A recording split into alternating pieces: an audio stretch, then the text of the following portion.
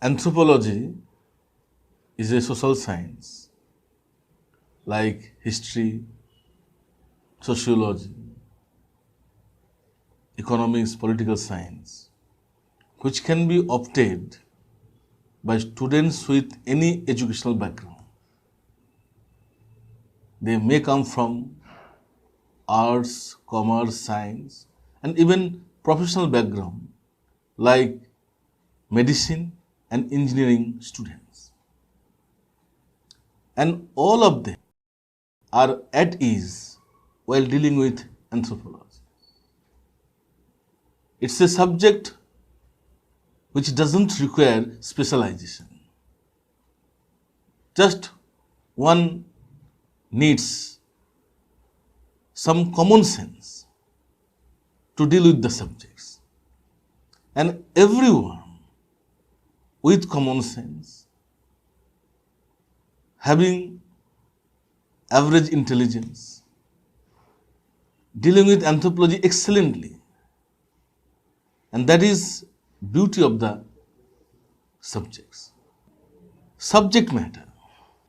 These are familiar and highly interesting.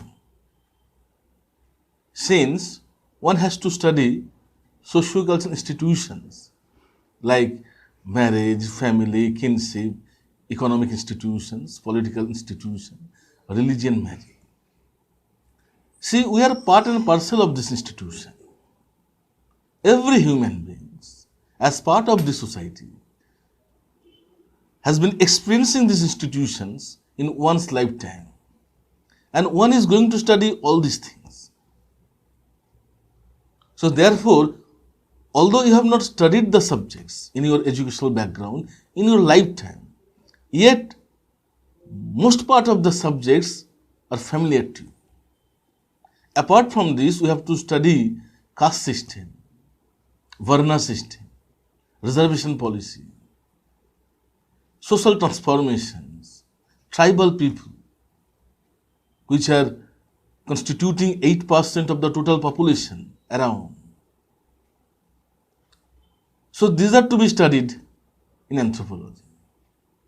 Therefore, without studying these subjects earlier, yet we know a lot of things about the subjects.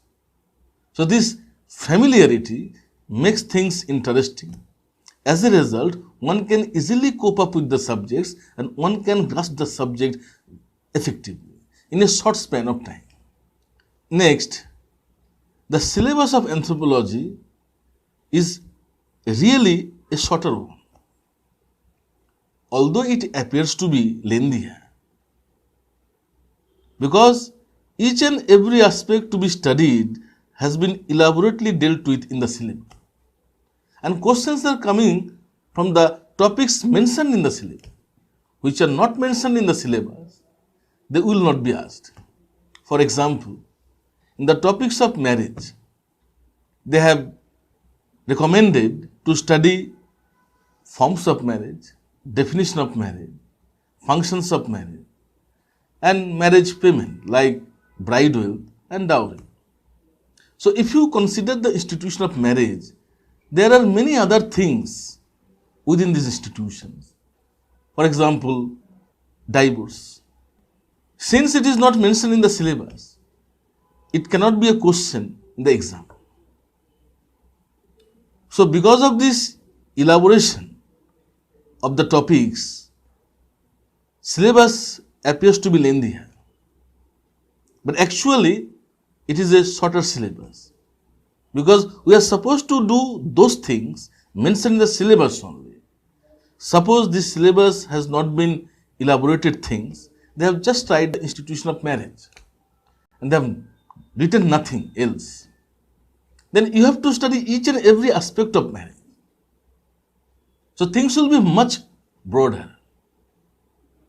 But syllabus will be appearing shorter. So don't evaluate the length of the subject based on length of the syllabus.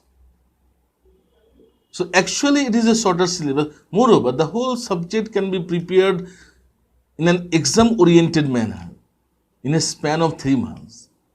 One can prepare these subjects in a span of 3 months, and after that he is ready or she is ready for writing exam. And suppose surely one will be getting very good score. To think if a subject is learned in a span of 3 months, is it a linear one? The subject is traditional and static in nature. We have to study tribal societies. These are traditional in nature. They are changing, but they are very, very slow to change. As a result, most of the content of the syllabus is highly static. So therefore, one should not be after current affairs, newspaper, magazines. See, collecting facts from day-to-day newspaper and magazines are time-consuming, and this is also troublesome. So if things are dynamic, it takes more hard work. One should be up to date, and then only one can score well. But in case of traditional subject and static subject, one is not supposed to do all these things. It can save your time. And moreover, it makes subjects easier. The biggest advantage of the subject is straightforward questions. Questions are completely straightforward. They just pick up the topics and make it a question. So what is the advantage of straightforward questions?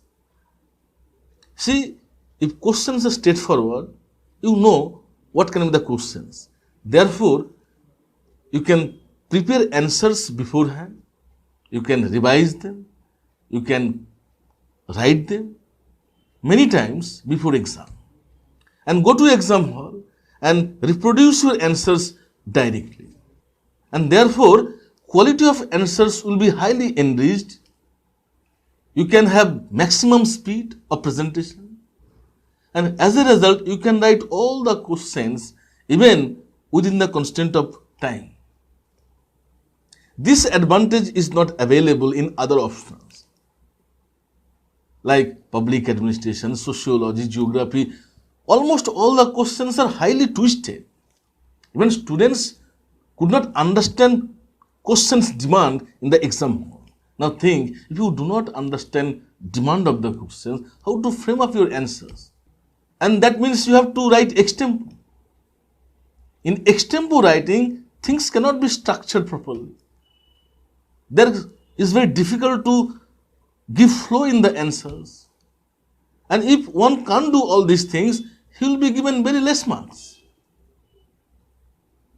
But in anthropology, because of straightforward questions, you can prepare your answers before exam. And come to the hall, and you just reproduce your answers directly. And therefore, I think anthropology is very, very scoring subject.